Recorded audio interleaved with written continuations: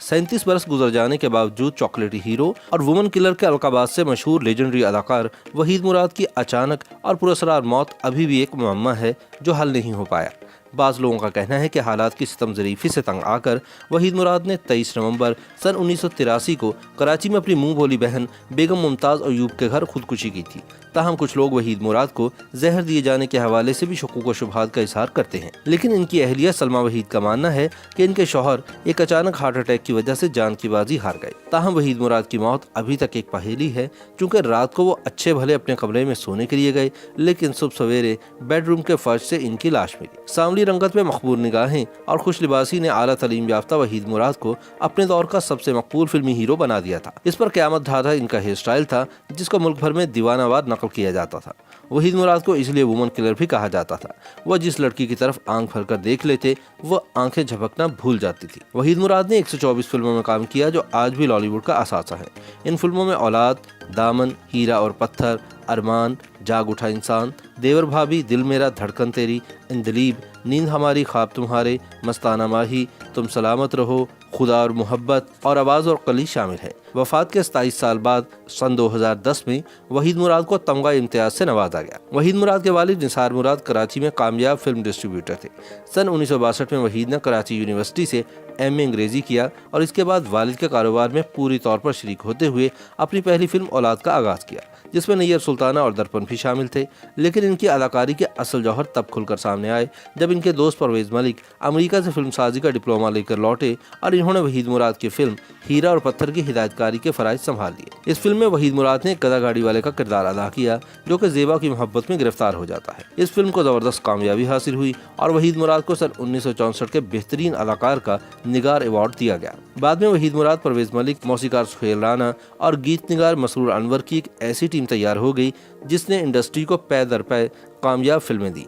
पाकिस्तान की फिल्मी सनत में सन 1960 और सन 1970 की दिहाइयों को बजा तौर पर वहीद मुराद का ज़माना करार दिया जा सकता है। अगरचे इस दौर में संतोष, दर्पण, सुधीर, एजाज, हबीब और बाद में मोहम्मद अली और नदीम ने भी अपनी अदाकारी के जौहर दिखाए, लेकिन इनमें से कोई अदाकार भी वो अफसानवी हैसियत ना हासिल कर सका जो वहीद मुराद के हिस्से में आए। वहीद मुराद को ना तो स्टूडियो पहुँचने के लिए कभी बसों और रिक्शों में धक्के खाने पड़े और ना ही काम मांगने के लिए डायरेक्टरों और प्रोड्यूसरों के दर पर हाजिरी देनी पड़ी। वो तो सोने का चम्मच मुँह में लेकर पैदा हुए थे और अपने वालिद की बदौलत 20 बरस की उम्र में ही फिल्मों के तकसीमकार बन चुके थे। 23 बरस की उम्र में वो हीरो की शोहरत का मजा चख चुके थे और 28 साल की उम्र में इन्हें पाकिस्तान की पहली प्लेटिनम जुबली फिल्म के कहानीकार, हीरो और प्रोड्यूसर होने का एजाज मिल चुका था। वहीद मुराद के उरूज की कहानी जितनी दिलचस्प है, इनके जवाल का किस्सा भी इतना ही इबरत अंगेज है। वहीद उन लोगों में से थे जिन पर किस्मत की देवी मेहरबान भी बहुत तेजी से हुई और नामेहरबान भी।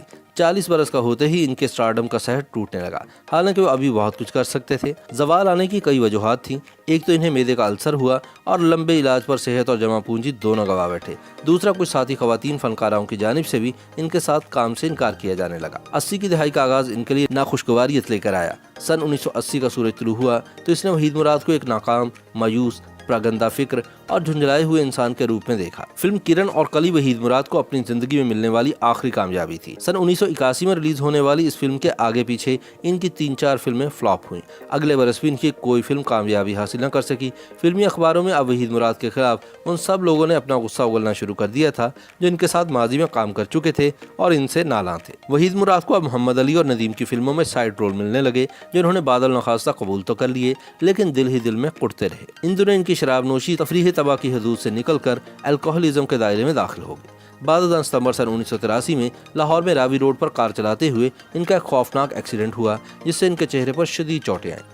वह महीनों अस्पताल में रहे। इनका खूबसूरत चेहरा पहले की तरह तरोताज़ा और दिलकश न रहा और फिल्म की बनावटी दुनिया ने इनसे मुंह मोड़ना शुरू कर दिया। इलाज के बाद भी होंठ और एक आंख के पपोटे पर जख्म का निशान बाकी रह गया, जिसके लिए तिब्बी माहिरीन ने इन्हें कॉस्मेटिक सर्जरी का मशवरा दिया। 11 नवंबर सन 1983 को वहीद मुराद अपने 6 साल बेटे आदिल मुराद को साथ लेकर कराची चले गए। इनकी अहलिया सलमा मुराद अपनी बहन मरियम ईसा से मिलने अमेरिका गई हुई थी। कराची में वहीद के 2 फ्लैट थे, लेकिन ये डिफेंस सोसाइटी में अपने मुंह बोली बहन बेगम मुमताज़ अयूब के घर ठहरे। 13 नवंबर को इन्होंने आदिल की